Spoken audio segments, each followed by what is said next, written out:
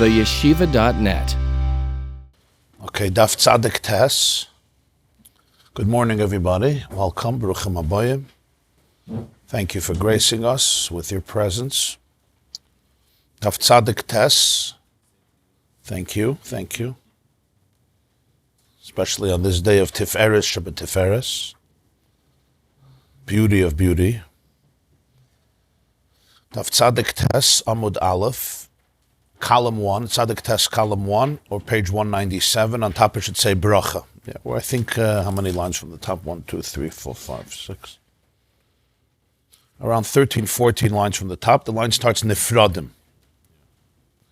Explaining the pasuk, Kvoid Malchuscha Yoimeru Ugvurascha Yidaberu Lahidia Livnei Ha'adam Gvuroisa V'Kvoid Hadar Malchusai Malchuscha Malchus Kalei.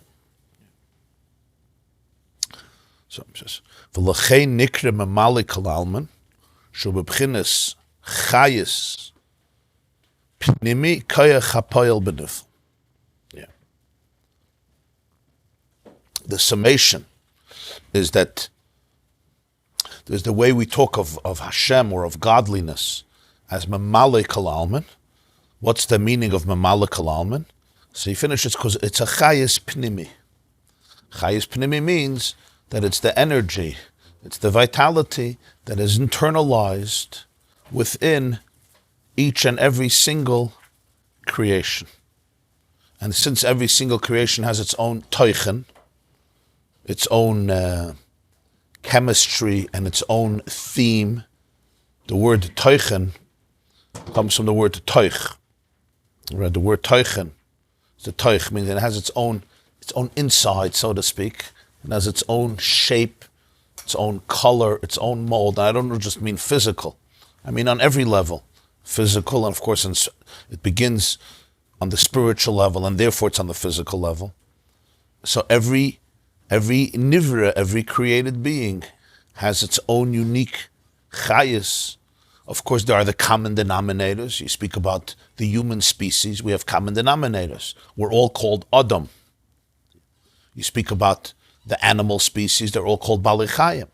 Yeah. You speak about Behema, Chaya, Oif. All birds are called Oif. They have a generic name. And then you have the eagle. You have the Nesher, like the possibility of the Nesher, the Paris. You have every category. So you'll have obviously common denominators. You have Shratzim, you have all insects, or all rodents, or all fish. They come under a generic name because there's obviously many commonalities, and there's also commonalities that exist in all created beings. But nonetheless, then there is also, in addition to that, there's also the individual character and persona of every single created being, both within its general species. So you'll have people and you'll have animals, you have birds and you have fish, you have trees and so forth. Doimim, tzemeya, chaim, medaber. And then within them itself, you have the commonalities, but then you have the uniqueness of each person, or of each animal, or of each creation, or of each insect, of each star, of each galaxy, and really of each element, even within creation.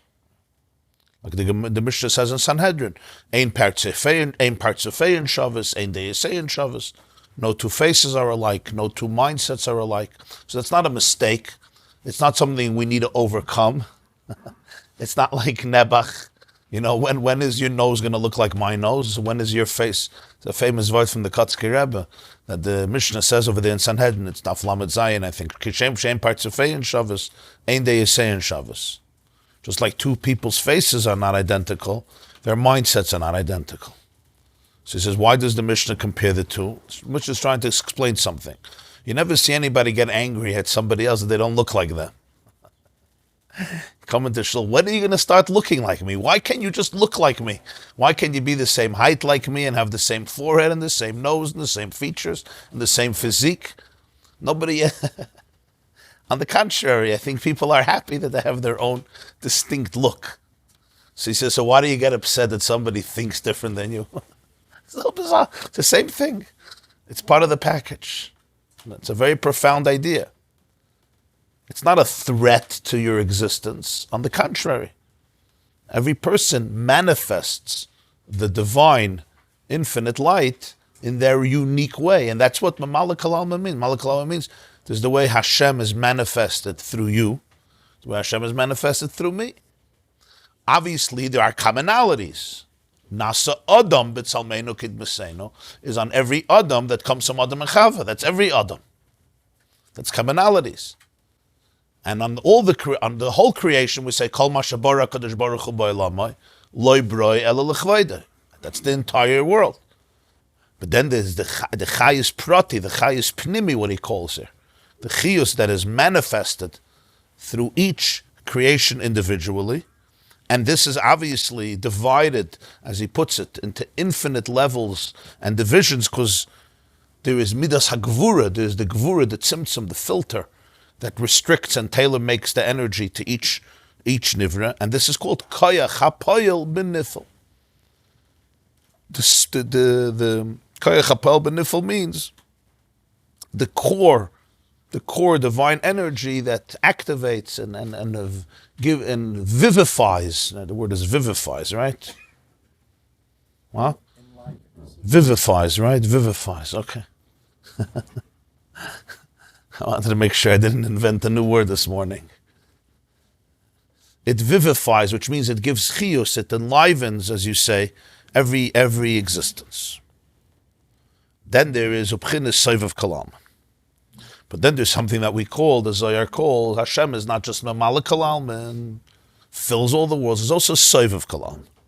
What's Sovev Kalalman? Who she'enoi mislabish b'toich almen klal b'bchinis pnimi. Rak Sovev u'makif aleihem, k'moshen izboyer b'sefer shel beinanim, l'hachayoisam. She'ikir hachiyus, Ikir hachayis, hu b'bchinas makif, shalamayla miyut svidas datzilus. Shehem mislapshim, b'toich yut svidas debri yitzirasiya. Chesed datzilus, b'chesed debriya, k'moshen is baralel. V'nikre keser elyon. The translation of the words, Sovev Kalalman is not that which is enclosed, it's mislabish, it's enclosed within the worlds, in a state of pnimi, which is mamale. Rather, we call it sovev. The word sovev literally means makif, it surrounds it, encompasses it. What does this mean? He says it gives it life. On the contrary, the main life comes from what's called sovev, what's called makif. But this is called makif, and it transcends what he calls it the 10 spheres of Atzilus, because the 10 spheres of Atzilus, they are what we would call Memale. They are manifested within the 10 spheres of Bria and Yitzir and Siyah. So Chesed of Atzilus vivifies Chesed of Bria. Right? Gvura of Atzilus gives life to Gvura of Bria, and then Gvura of Yitzir, and then Gvura of Asiyah, and so forth. And ultimately, it comes, as he said before, through Malchus of Atzilus, which Malchus of Atzilus gives life to all of the worlds of Bri, Yitzir, Asiyah. So Malchus channels the energy of Atzilus, which is divinity. And Chesed of Bria gets from Chesed of Atzilus primarily, even though it all goes through Malchus. And Gvura of Bria gets primarily from Gvura of Atzilus. And then goes through Malchus of Bria to the next world, Yitzir, and then through Malchus of Yitzir it goes to the next world. Malchus is always the ultimate filter that creates the transition from a higher world to a lower world. It's always through Malchus. Because Malchus is always the idea of Ein Melech B'lo Yam, leadership, which creates the otherness of the new world. So it's always through Malchus. That's all the process of Memale. And that's why it's so important that Chesed of Atzilus vivifies Chesed of Bria, because the character of Chesed, of Bria and Yitzir in our world, we speak about Chesed in our world, what is it? At its core, it's Chesed of Atzilus, it's divine Chesed. That's all Memale. He says this Sovev is called Makif. It's above the 10 spheres, which is not manifested within the character of the lower spheres, and that's why it's called Keser Elyon, which means the higher, literally the higher crown. And he says, V'zeu kol asher chafetz Hashem asa. That's the meaning of the pasuk. We say in Tehillim, sometimes we say, B'dvar Hashem shemayim nasu, the world was created through Hashem's word. But in Tehillim it also says, Kol asher chafetz Hashem asa. What he wanted, he did. She'ikar ha'isavos u'mebchinas chafetz Hashem u'ritzono ha'elyon. The main creation comes from his desire. It's explained in the explanation of the Maimer and Megillah Esther in Torah.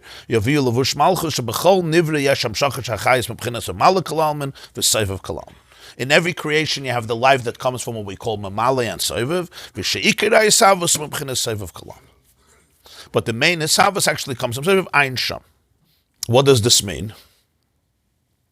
As I said yesterday, when we hear terms, because of our limitations, we immediately associate these terms with our finite understanding. So when we hear the word mamali, it means it fills up, and sovev means it's around it.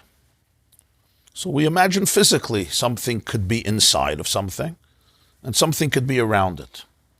But not only is the definition of sovev wrong, the definition of mamali is also wrong. Because like I said, in physicality, when something fills something else, it's two separate things. So my drawer is filled up with papers, or my cup is filled with water, or coffee, or seltzer. So you have the cup, and you have that which fills it. And of course, that which fills it has to be suitable to that which it fills. Because if you have a cup of 9 ounces, and you're going to put 100, you can't fit in 100 ounces of water. You have to have 9 ounces of water. Or a little less if you don't want it to spill over. So as a result, we understand that something fills something else. It means they have to work together. If not, it can't fill it. But the truth, and that's true, but it's still a very remote, it doesn't describe what we're trying to say. Because in physicality, there's the cup and there's the water that fills it. It's two separate things. When you're speaking in ruchnius, in spiritual reality, so you're not dealing with things that occupy physical space. So you have a cup, and then you have water, and the water is one thing, and the cup is something else, and then they meet, and the cup has an opening, so the water could fill the space of the cup. When you're dealing with spiritual reality, we always have to understand it in a more transcendent, in a more subtle, in a more abstract way. When you say memale kalalman, something fills something else, it's really just a way of saying that it's really one thing. Memale kalalman means that's the teichen of the thing it fills. That's what he says. That's what chayis pnimi means. Memale kalalman means that the divine energy of memale kalalman is the teichen. It's the pnimius. It's the teichius, teichen. The isness, yeah. So to say that the same energy that holds up the water holds up the cup. Yeah, it's not two separate things. It's not the water fills the cup, it's two separate things. Memale kalalman. Memale kalalman means, yeah. It's the same form and content. Right, the form and content is the same. Like the word, and when we say, so memale kalalman means that the teichen, it's the way elikus, godliness becomes the teichen of the world. And the word teichen I'm using accurately, because the word teichen, a person will say, this speech had teichen, this article had teichen. Yeah, teichen means it had something, it had a theme, it had a message, it had something inside of it. Yeah, you say this person has a lot of teichen. It's an expression. It doesn't mamish work grammatically. This person has a lot of teichen, but it's an expression. There's essence. There's a theme to it. Yeah, you'll say the evening had a teichen. It had a theme. It conveyed something. There was a message. It wasn't a stam, vanity. There was something there. Something's inside. Yeah. You'll say a teichen means a theme of something. It also comes from the word teich, which means the inside. There's the outside and there's the teich.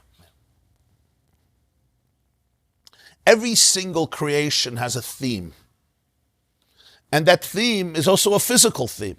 What are you? What is your function? What do you look like? What are the molecules you're made up of? What are the atoms you're made up of? What are the unique combinations that make up this creation? That's if you want to talk on a chemistry level. You could talk on a more external level. You can't define and compare the purpose of a table to the purpose of a cup, to the purpose of a stand, to the purpose of a bookcase. You can't compare a living organism to a boulder, to a rock.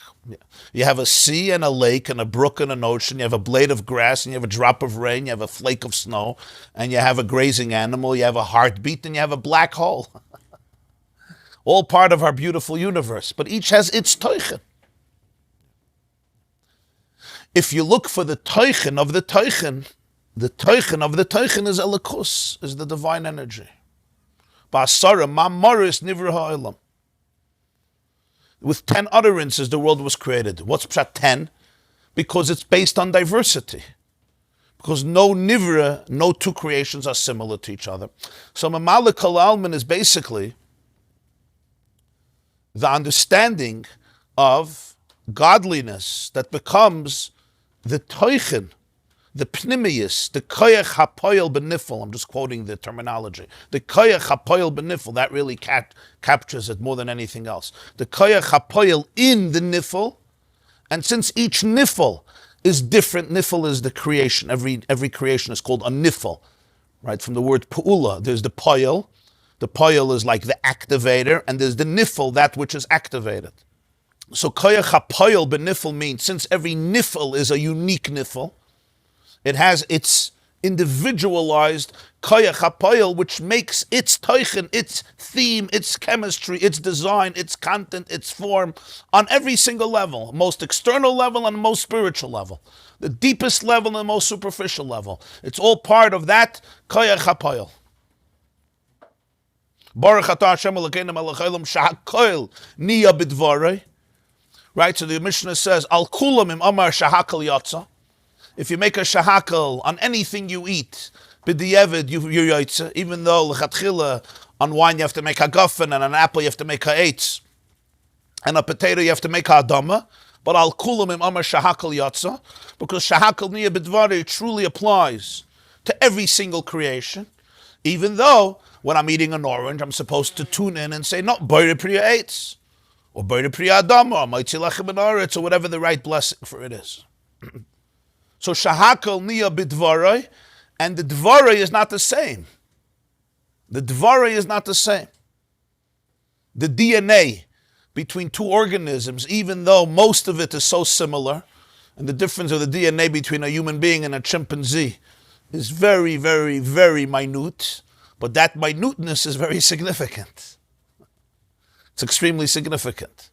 And the same is true within every nivra itself.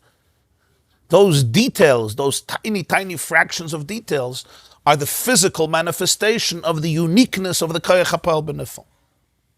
Koyach means force.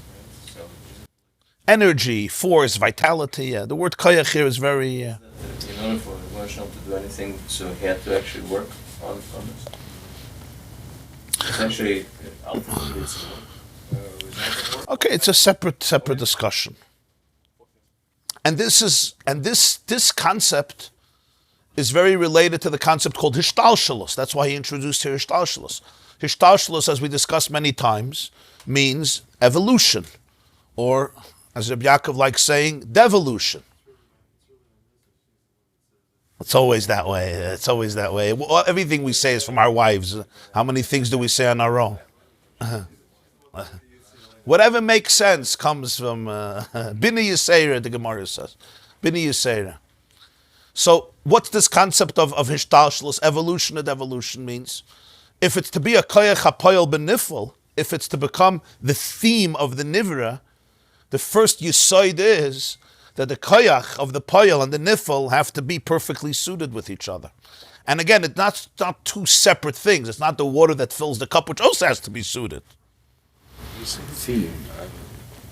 Aren't you talking about the very life force? I'm talking about the life force, and I'm talking about the life force that creates the unique design and function and individuality of the nivra. It's a bacham. Yeah. Theme sounds like direction. Yeah, its direction, its purpose, its character. It's very life. It's very existence. Well, that's connected to Sovev.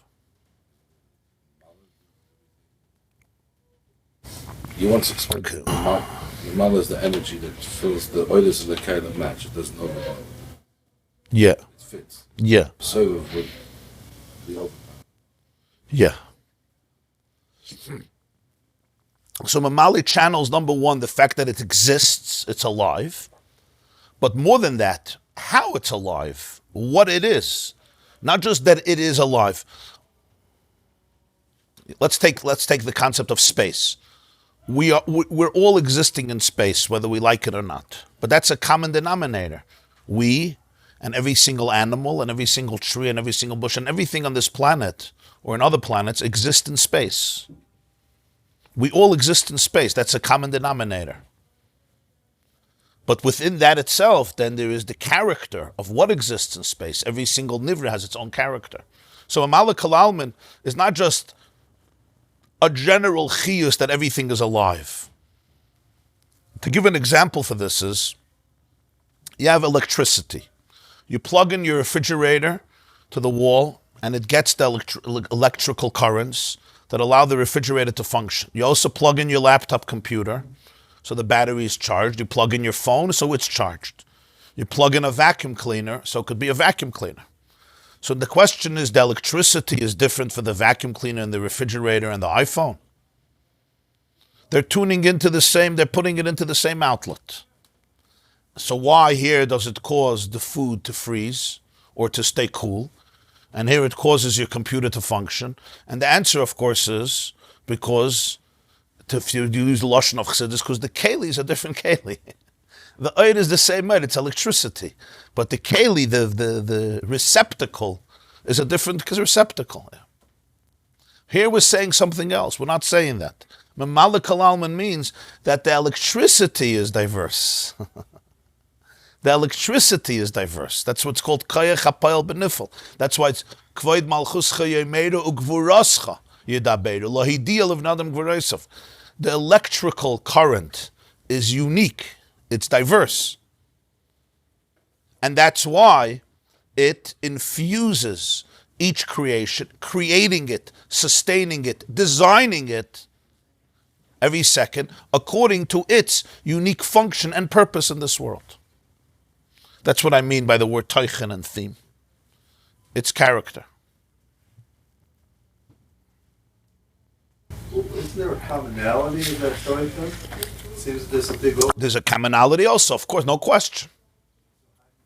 And that's why there's things in which we are all summoned, right, to do similar things, and then there's the unique avoid of each person. So there's physicality. It's hard to use gross terms, but there's something that gives me piyas, and there's something that is my, sort of just say my job description.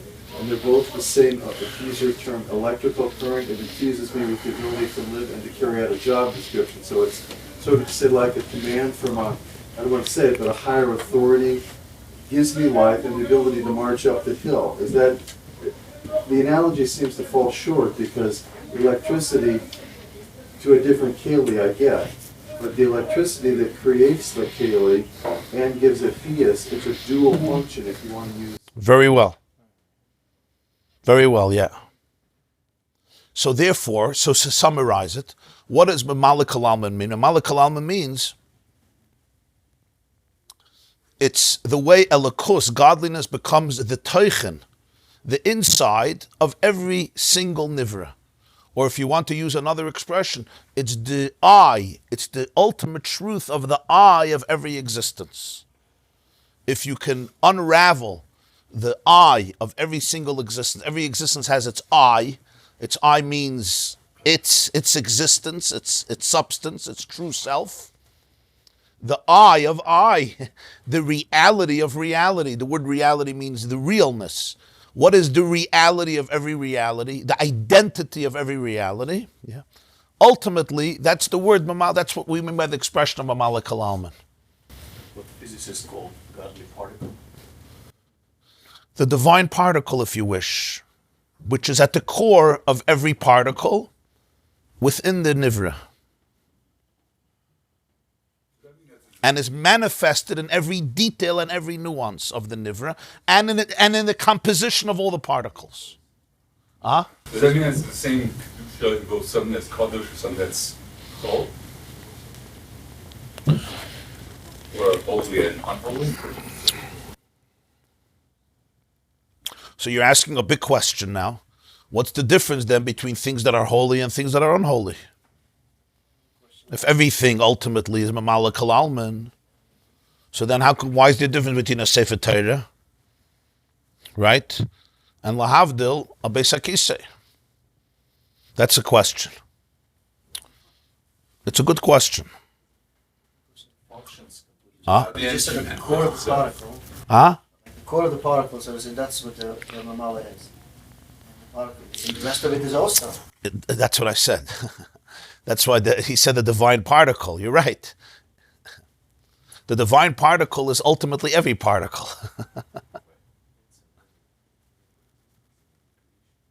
It's not a particle. It's like an ingredient.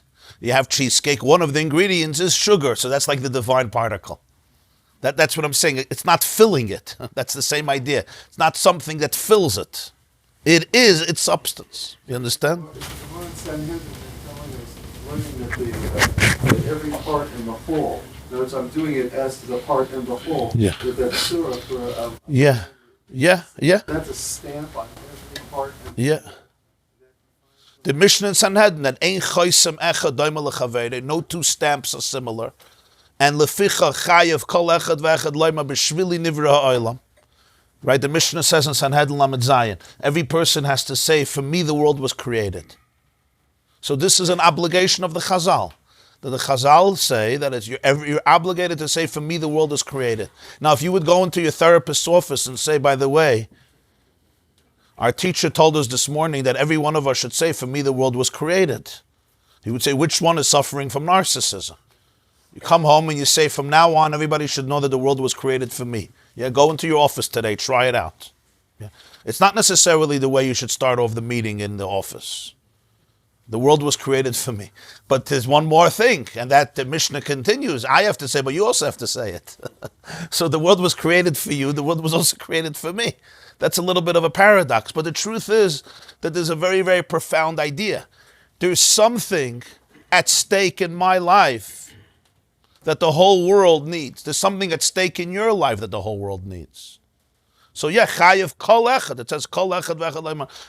Kol echad chayev leima b'shvili nivra. Every individual is supposed to say it. Nothing. There's something at stake in your life, in the light that you bring to the world, that is connected to the entire universe, that the whole universe needs it and requires it.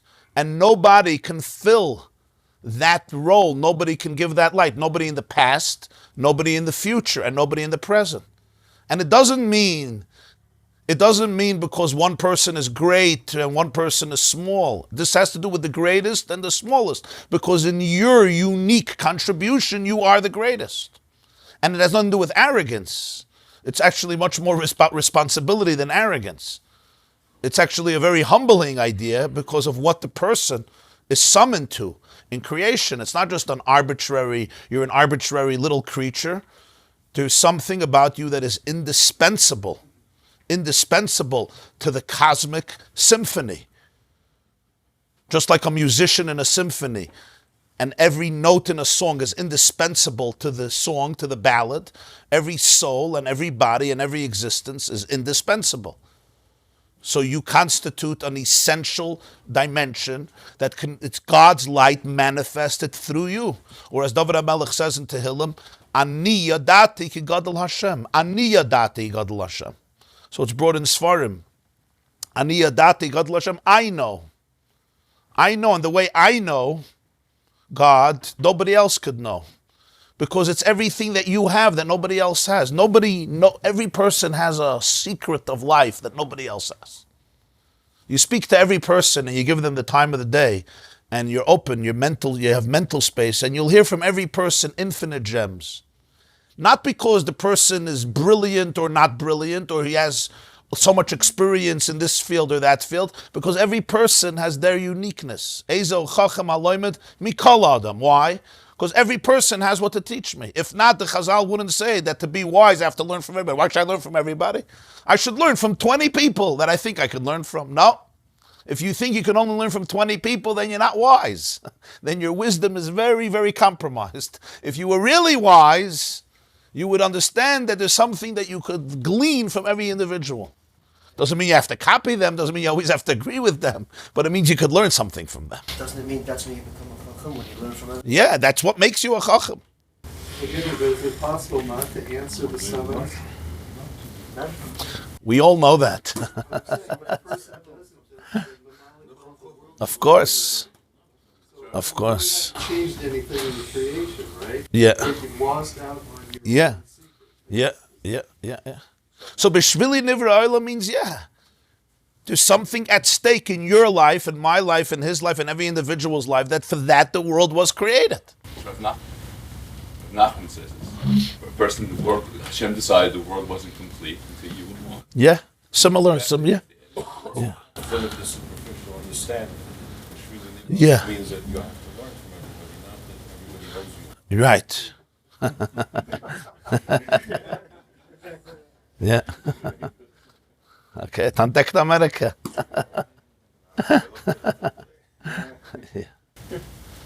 For some people, that's what you're learning is what not to do. Sometimes, okay.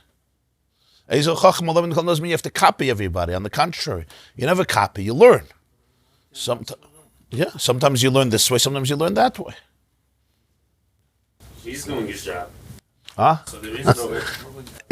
I guess that way, he does his job, At the end of a play, everybody takes a bow. The villain and the hero. They both brought out the theme of the play, but you got to choose which character you're going to be in life. Ultimately, everybody fulfills the purpose. The choice is not whether you're going to fulfill your purpose. The choice is how you're going to fulfill your purpose. It's all for the play anyway. I'm saying, ultimately you fulfill your purpose. The question is, do I take a bow? I take a bow and I get an applause, but as the hero or as the villain? But you're going to fulfill your purpose. Yeah, everybody takes the bow, everybody gets an applause. At the end, they're all lined up, right? So this is all connected to Memale Kalam. So in 3 words, it's Kayach HaPoyel B'nifel. I hope you understand the Likkutei here. I'm using different metaphors and different parables, but it's all the same. It's all the same point. It's the pnimius. We call it the chius pnimi. It's the pnimius. It's the teichen pnimi, the inner core. And when I say inner, I don't mean physical to go inside. The inner core is also outer, the outer and very outer core of the nivra. It's a lakus, the way it's translated into the pnimius and the teichen of every single creation. Godliness, the way it's translated into the individual character, design, purpose, functionality, chemistry of every single created being. That's what we call Memale Kalalman. What's Sovev Kalalman? So we say Sovev it surrounds the worlds. So what does it mean, surrounds the worlds? It's outside and surrounds, makes hakafas, dances around the bimah by hakafas. What's Sovev Kalalman? So use the word makif, soivev, it's around. So here again, we can't get stuck in the spatial imagery, because the spatial imagery is just a parable to help us understand the concept. What's called soivev and makif means, the reason we call it makif is not that it's not inside. It's inside. In many ways, you could say it's more inside than Memale Kalalman. Well, I know more, but it's as inside as Memale. What Sovev Makif means, it's something that's not experienced by the creation in an internalized way, becoming the very eye of his being. Memale is where the divine eye and the human eye meet. Ani yadati gadol Hashem. Mipsari echze leka. The pasuk says in Iyar, from my flesh I will perceive the divine. Memale Kalalman is the way the divine energy translates into my eye, into every existence's eye. So the reason we call it Sovev Kalalman is it's a transcendent light. It's a transcendent energy. What do we mean that it's transcendent? It's not experienced or internalized by the creation as its own thing, as its own individual identity. It can't be. because it's infinite. If I would experience Sovev as my I, then what would I look like? I would be infinite. I would be infinite. I would be Sovev. The chiddush of Memale is that it's gvura. It goes through gvura, it goes through malchus. Like lohidia livnei ha'adam gvuraisav. It can be known and experienced by man. Das lohidia. It could be das is experience. It can be experienced by a person because it goes through gvura. It's filtered. It's restricted. Like we learned in the Maimah V'Yadaita. Remember about Tzimtzum and about Kalim, how the teacher has to communicate a message and give it in a brief and concise way and tailor-made to the unique brain and capacity of the student. And if he just says it the way it's inside of him, then the student is going to come away from the class with a migraine headache or with nothing. Why? Because it's not tailor-made to his structure. The idea of communication is it has to be tailor-made to his structure. That means tzimtzum. Tzimtzum means restriction. You got to condense it. You have to condense the energy. And therefore you have to have filters. What you say, what you don't say. And what you don't say has to be much more than what you do say. What you hold back, not because you want to hold back, because you want to give.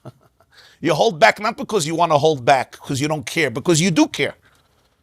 Which is what gvura means. Gvura, we often look at, it's called holding back, right? You don't give, you're tough. But real gvura is not you're holding back because you're trying to hold back, because you actually want to give, that's why you're holding back. And I should just say, we're just coming off the sphere of gvura, of sphere Sa'omer. When you speak about gvura and education, or gvura in any field of life, your gvura in your office, in your business, gvura is always holding back, discipline, restraint, midas hadin. It's stern, being more tough, versus chesed, is flowery and loving and lovey. But real gvura means not you're holding back, you're actually trying to give. And because you want to give, therefore you're holding back. The holding back of gvura is never coming from a place of cruelty or apathy, or I'm just in a bad mood, I'm angry. That's not real gvura. Real gvura is actually, in a way, deeper than chesed. It's like the teacher, he's holding back because he wants to give, that's why he's holding back. He wants to give in a way that the person could get it. Exactly. And that's what all gvura is. That's what real discipline is. Real discipline, real structure is that a person should be able to thrive. That you actually want to create a person. What's the difference between a disciplined house and not a disciplined house? Structure. What's it mean, a structured home? A non-structured home, right? The child could never grow up into a person because you cover everything. You just do everything. Gvura means I actually want to make a person. I want to train you to be an independent person. So where am I giving more? Where am I giving more? I'm giving more when I'm holding back. Not because I'm holding back, because I'm trying to give. You understand this? This is important stuff in life. And if your gvura is not coming from that place, then you got to revisit it. That's the difference between Yitzchak and Esav. Both are gvura, but it's completely different. Just like Yishmael was chesed and Avram was chesed, but it's very different. There's love and there's love. There's gvura and there's gvura. There's discipline and there's discipline that comes from impulsiveness. You're an angry person. You have a terrible temper. You don't know how to control yourself. You don't know how to deal with your moods and your anxiety. So your children are the carbon Pesach. Before Pesach and after Pesach, they're the carbon Tamid. And then there's Pesach Sheni, and sometimes they're an Oila and a Shlamim and a Chatas and so forth. That doesn't have to do with the gvura. It has to do. But on a veze mensch, I'm a very nervous person, an anxious person, and they are little, so they become victims of it. So you have to work on yourself. They're not supposed to be targets of my anxiety and my anger. That doesn't have to do with gvura. That has to do with my inability to discipline myself. I need gvura. I need gvura. Yeah. Real gvura that is constructive, that is divine, is always coming because you want to give, not because you don't want to give. You want to give in a way that the person should be built from it. The person should be able to contain it. Yeah. So that's all when you're tailoring it to the individual needs. That's the idea of the teacher and the student. That's all Memale Sovev. L'hoidia livnei ha'adam gvura isaf. And that's the whole idea of ishtalshalus. The energy must evolve. Sovev Kalalman doesn't go through that symptom. It doesn't go through those filters. If I would experience Sovev as my identity, it wouldn't be identity anymore. It would dissolve into infinity. If the doors of perception were cleansed, everything would appear as is, infinite. So the chiyus is filtered through memale, which means it fills the worlds, which means it's tailor-made and custom-made to the unique energy of the identity that Hashem wanted every creation should manifest in the world. And that's what we mean by I, and that's the toichin pnimi and the chiyus pnimi and the inner core of the world, the koich hapel benifel. But then there's Sovev Kalalman. Sovev Kalalman is also in every creation. But its relationship to every creation can't be conscious. It's not conscious. It's not one that I can consciously experience as the core of me, because if I would consciously experience it as the core of me, then there wouldn't be a me. That's why we call it Sovev. We say it's around you, it's above you, meaning it influences you, it impacts you, it changes you too. But it's in a way that it doesn't become the expression. It's not expressed and manifested as the individual identity of the creator, of the creation. Is Sovev is external or it comes also from inside? I want to ask for this. Is it? It's like it's like aura around something. And the question is if it's external or it could come from inside. A person can enlighten himself to the point that he shines to the outside world as well. Doesn't need to even say anything. His being is much, or its always come from above. It's not necessarily. It's not necessarily external. It's internal also. But we call it makif because anything that the person can't retain and maintain and experience within the finite structures that they're made up of, it's inside of them. But the relationship is not one that I can experience it and grasp it within the parameters of my keli. That's what we call sovev and makif. Not because it's around it and not inside of it. It's as inside as anything else.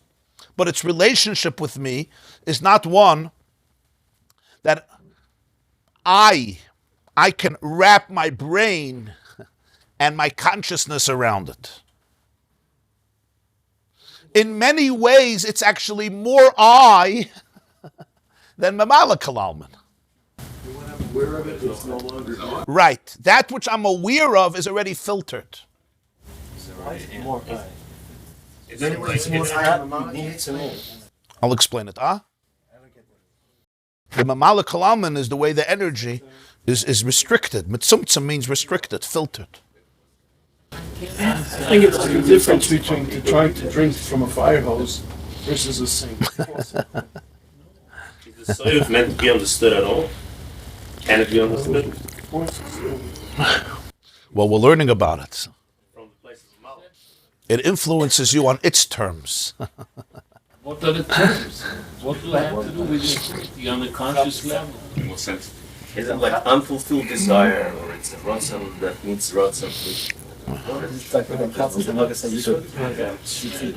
something like that. Yeah. It's the overarching will of Hashem is ultimately is in control, even though. Yeah.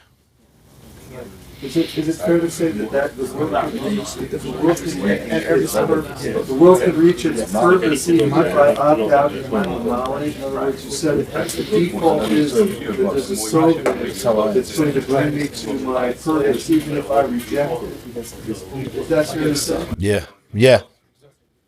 He said like the Ramchal speaks about Anhagas HaYichud. We'll soon see Lamaisa. From your explanation, the Memale became a Sovev. Where is the Sovev?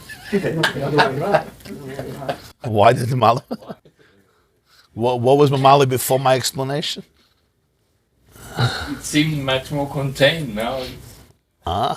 Trust me, as contained as we think Memale is, it's pretty infinite.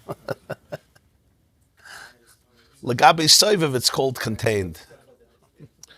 To give one example, so we'll give the example the difference between two forms of communication. Say a teacher in a classroom and a commander in a platoon, an army platoon. The teacher in the classroom, what's his primary function? To explain the ideas of what are being taught to the student. The key function and the key success is that the student understands it.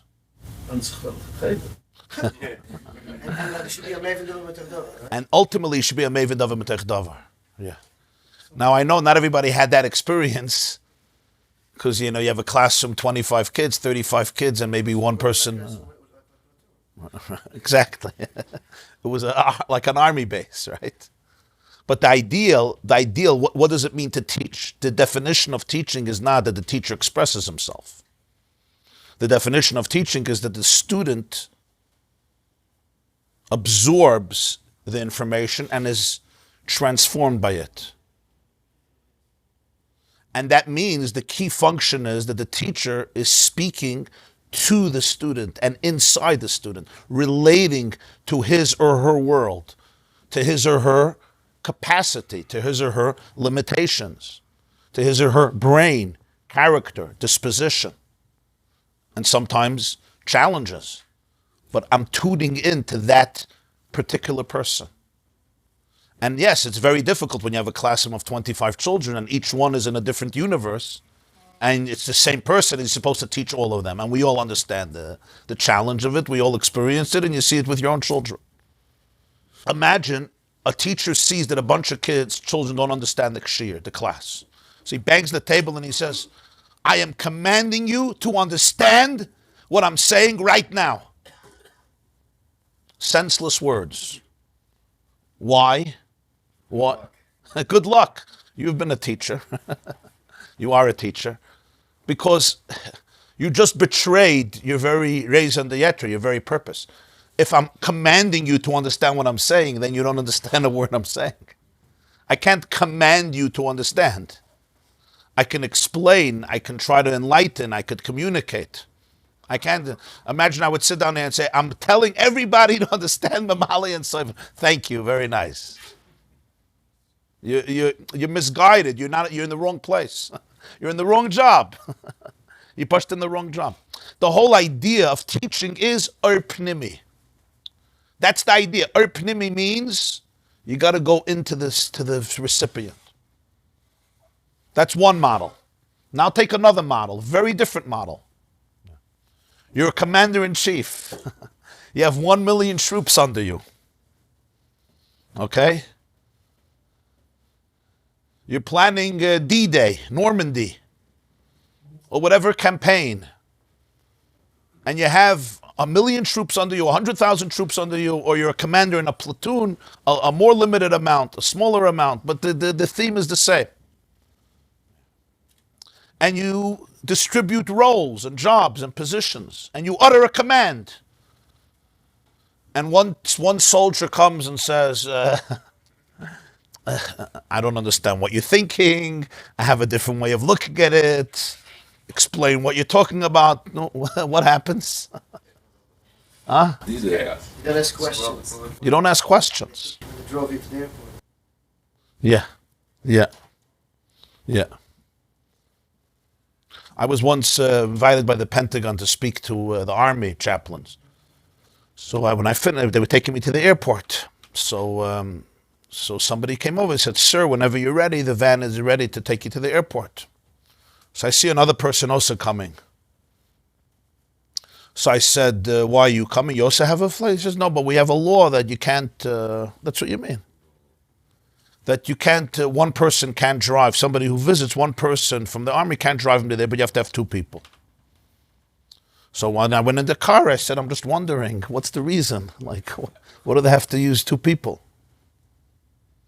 So he looks at me like I'm strange. So I say, "Was this a problem?" He says, "Sir, I've been in the Army 25 years. I never asked such a question." I said, "Sorry, I'm from Brooklyn." We didn't do anything without asking. Why? That's our whole culture. Huh? He says, 25 years, I didn't ask such a question. And then he says, sir, do we have your permission to stop to get gas? Well, I said, are you on empty? He said, yeah. So I said, why do you need my permission? He says, sir, it's protocol. When you're bringing a guest in, you ask him permission to stop for the gas. Okay. And then I realized why Jews don't go to the army. They decide to go into real estate. Over there, it's a whole different model. Memale and Sovev, yeah. That's why he says Memale is dibur and Sovev is rotzen. And that's the difference. That's what rotzen is. Yeah. But to achieve the goal of the army, you have to have those rules and regulations. Exactly. Exactly. Now when they say to the soldiers, march, and you'll have 1 million troops marching identically, and you don't see a difference, and that's the power of an army. You ever saw a march? Right? It captures the zeitgeist of a nation. I don't like to mention them, but the greatest, the genius in this was Hitler, Yamach Shemai. That's how he galvanized the German people, the marches and the parades. What does it do? It brings out the energy, the collective energy of the nation. At Brandenburg Gate, they did all the parades, and he got all the millions of people. How? It was brilliant psychologically. You can't galvanize a nation by individual teaching to everybody. It's the concept that brings out that we're one. There's a collective entity. So he used it for pure evil and destruction. But the concept is a very powerful concept. How do you get 1 million people to march in an identical fashion, and everyone moves their right hand up and down, and the left hand up and down, and the right leg and the left leg, and when you look at it, it's impressive. Why is it so impressive? Because it brings out the oneness of the nation. But I don't understand. These two soldiers are the same? Different heights, different personalities, different characters, different upbringings. When you're talking about their pnimius, of course they're different. But the nikud of the army is, I'm not interested now in your individual toichen. What I'm interested in is, your commitment, your belonging, your surrendering to the nation, to the spirit of the nation. And here we're both identical. Army, it's a volunteer, but you only volunteer until you get in. Right. Yeah. Yeah, you want to go to the Navy SEALs? Yeah. You're an individual till the day you sign up. The moment you sign up, you're in the team. And now you say, but why should we wake up 4 a.m? What do I have to do 600 push-ups? Out. You pull a bell and you quit. Out. You can go. You can always go. I mean, today, that's the system, at least in many countries, in America. But so what's the real Likkutei here? Are they individuals or not individuals? And the answer is, you're addressing two completely different dynamics. If you're trying to explain that every soldier should understand on his terms the significance and the meaning, you're not going to have two people marching the same. Tell your whole class, I want everybody to understand right now what I said. Yeah, sir. No one understood a word I said. The only thing they understood was that I screamed. Because you can't. I'm trying that you should understand, and you should understand, but you have two different heads. I have to speak to you. It's a whole different nekuda. But what if I'm not interested in the individual dynamic? What I'm interested in is fakert, the bittel, the rotzen. That's what rotzen is, desire. What do the soldiers represent in their march when they're marching together? Their commitment, the fact that I'm in this army, I'm part of this nation, I'm part of this military organism. And it's not about what I say or what you say. It's about both of our commitment to this overarching umbrella and objective that transcends me individually. Now you and I can be mamish identical. That's what the march expresses. March! Of course, it's not a perfect mashal because I'm still, it's not going to be mamish identical. But when you look at it, they're doing exactly the same thing. How can they both be doing exactly the same thing? Because it's not about you versus me. It's an us. It's a we. That the commander-in-chief, right, or the chief of staff, or the general, whoever it is, embodies the spirit of the nation, whether it's the king or the queen. But the point is the leader who embodies that spirit, also not as an individual, but as a leader of a country. And we're all part of that collective identity. So here, 1 million people are doing exactly the same thing. Why? Because I'm not searching for their individuality and diversity. What am I searching for? I'm actually searching for the exact opposite. I'm searching for their commitment and the surrender of their individual ritzonos, their individual wills, to the collective need or the collective spirit or the collective campaign. If it's about the self-actualization, your self-actualization, my self-actualization will never be the same. But if it's about the surrender of self to something that transcends, here you and I could be exactly the same.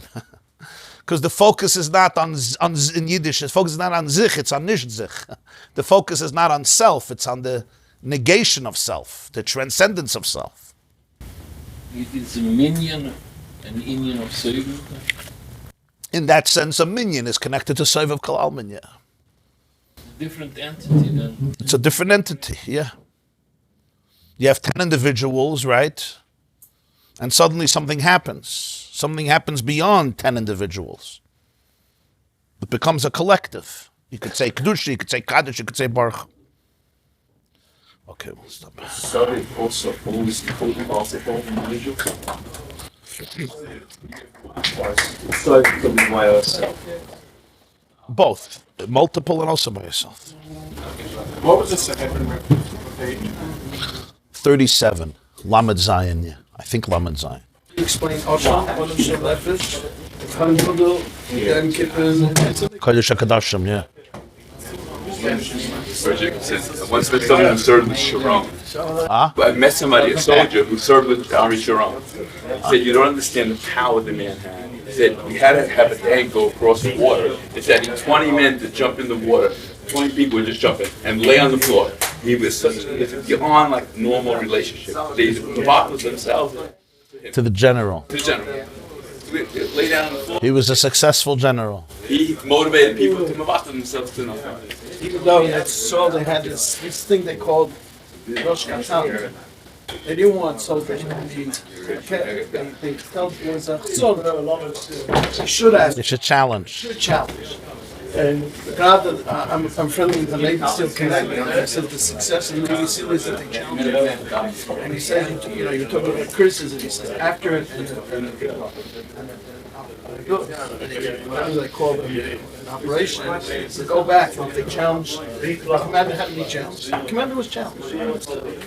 Right. They help, and that's their success. Don't be a robot. Yeah, but It's not a stira. In other words, after the operation, yeah.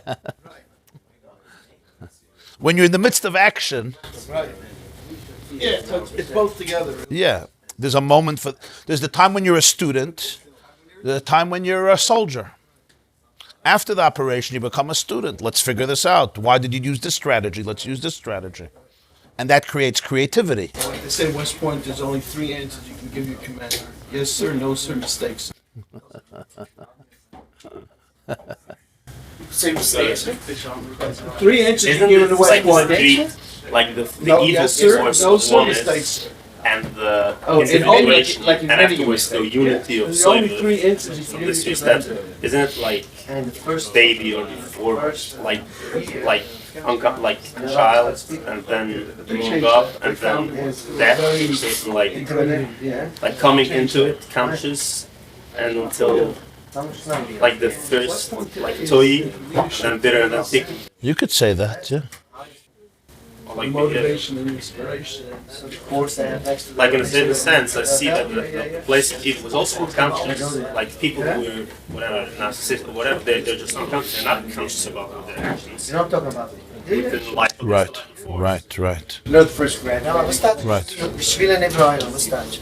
Bishvili means for me, Nivra Ha'olam was the world created. I told before that Hashem created for everybody their way how to pass through. Shvil, very nice. Shvila Nevra'il. Beautiful, yeah. So steht von Baal Shem Tov. About the Gemara says that Kol ha'olam, Hashem says Kol ha'olam kuloi, nizayin b'shvil chanina b'ni.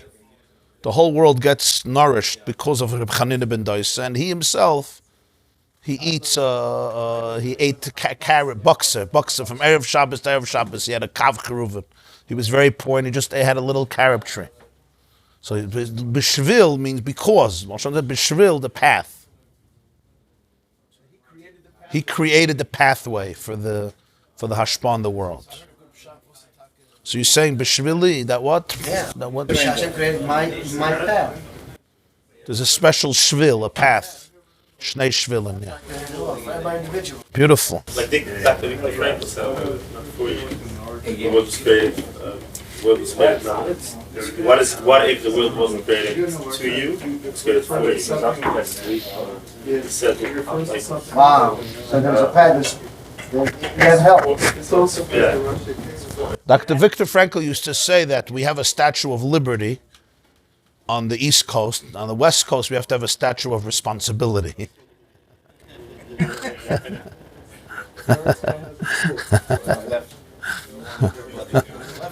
A statue of responsibility. That was his point. It's better if we don't understand. When we don't understand, we're closer to truth than when we do understand. You understand what I'm saying? Understanding is liberating, actually. Yesh v'yesh. When it comes to Memale, you want to understand. When it comes to Sovev, you want to not understand. Chassidus effent of the Welt, huh? So, Memale, for you. Jede nekuda, kol nekuda mechavayat ha'adam, b'chayim מקבל פנימיות חדשה. הנקודה של אינדיבידואליות מקבל הערה חדשה. הנקודה של ביטול מקבלת הערה חדשה. ידע נקודה, זה לא קוטע שום חלק מהחיים. It's not emes and them, it's not emes and them, it's not emes and them, it's not emes and them. אתה עוד תשתגע מהמיימר הזה. Why is it called Memale? Should be Mahavim.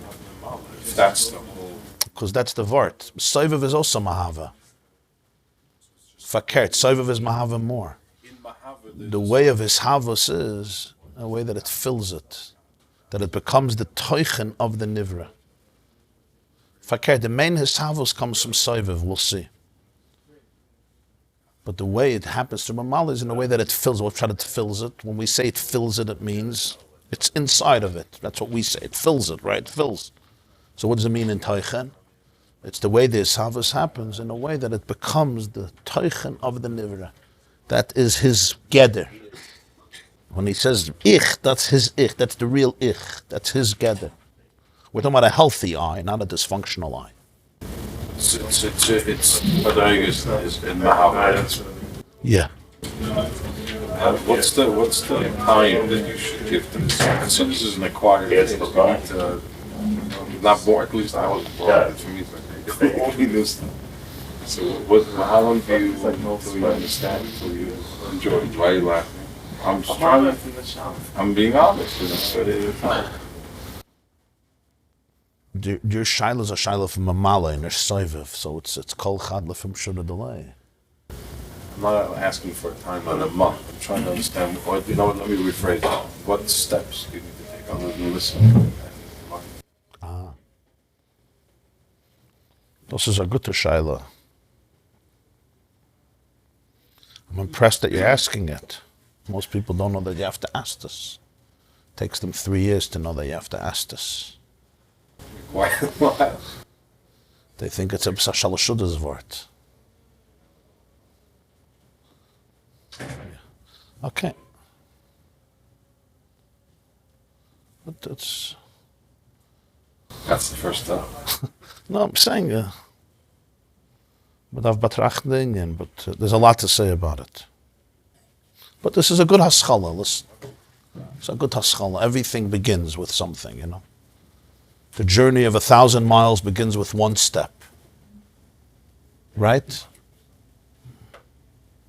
There's people who at the age of 40 start learning Aleph Beis, Bali Tshuva, Aleph Beis, Chumash, Rashi, Gemara, Bakiva, yeah, but I'm saying in our generation also, Yidden who are secular, they come to yeshiva, this.